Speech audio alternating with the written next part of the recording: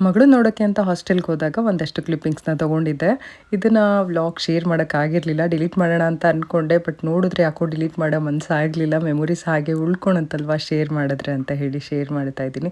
Independence day ಇತ್ತು, ಹಾಗೆಯೇ ಅವಳನ್ನ ನೋಡಿದೆ ಸುಮಾರು ದಿನ ಆಗಿತ್ತು, 1 ತಿಂಗಳಾಗಿತ್ತು. ಸೊ ಹೋಗ್ಬಿಟ್ಟು ನೋಡಿಕೊಂಡು ಮಾತಾಡಿಸ್ಕೊಂಡು, ಹಾಗೆ ಇಂಡಿಪೆಂಡೆನ್ಸ್ ಡೇ ತುಂಬ ಚೆನ್ನಾಗಿತ್ತು. ನೋಡ್ತಾ ಇದ್ದೀರಾ ಅಲ್ವಾ, ಸೆಲೆಬ್ರೇಷನು ಸಖತ್ತಾಗಾಯಿತು. ಈ ಒಂದು ಮೂಮೆಂಟ್ಗೋಸ್ಕರ ತುಂಬ ಪ್ರಿಪ್ರೇಷನ್ ಎಲ್ಲ ಮಾಡಿ ಸಾಕಷ್ಟು ದಿನದಿಂದ ಮಾಡಿರ್ತಾರೆ. ತುಂಬ ಚೆನ್ನಾಗಿ ಮಾಡಿದರು, ತುಂಬ ಆರ್ಗನೈಸ್ಡ್ ಆಗಿತ್ತು, ಚೆನ್ನಾಗಿತ್ತು. ನನಗಂತೂ ಸಖತ್ ಇಷ್ಟ ಆಯಿತು ನೋಡಿಬಿಟ್ಟು. ಫಸ್ಟ್ ಟೈಮ್ ನಾವು ಹಾಸ್ಟೆಲ್ಗೆ ಸೇರಿಸಿದ ಮೇಲೆ ಇಂಡಿಪೆಂಡೆನ್ಸ್ ಡೇನ ನೋಡಿದಂಥದ್ದು, ವಿಟ್ನೆಸ್ ಮಾಡಿದ್ದು ನಮ್ಮ ಚಿನ್ನಿದು.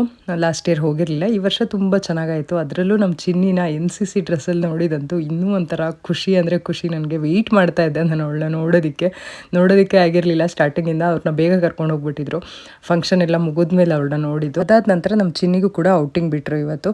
ಸೊ ನಮ್ಮನ್ನು ಕರ್ಕೊಂಡು ನಮ್ಮ ಚಿನ್ನಿನೂ ಕರ್ಕೊಂಡು ಇಲ್ಲೇ 1000 ಕಂಬದ ಬಸದಿ ಅಂತ ಇದೆ, ಆ ಜಾಗ ನೋಡಬೇಕು ಅಂತ ತುಂಬ ದಿವಸದಿಂದ ಅಂದ್ಕೊಳ್ತಾ ಇದ್ದೆ.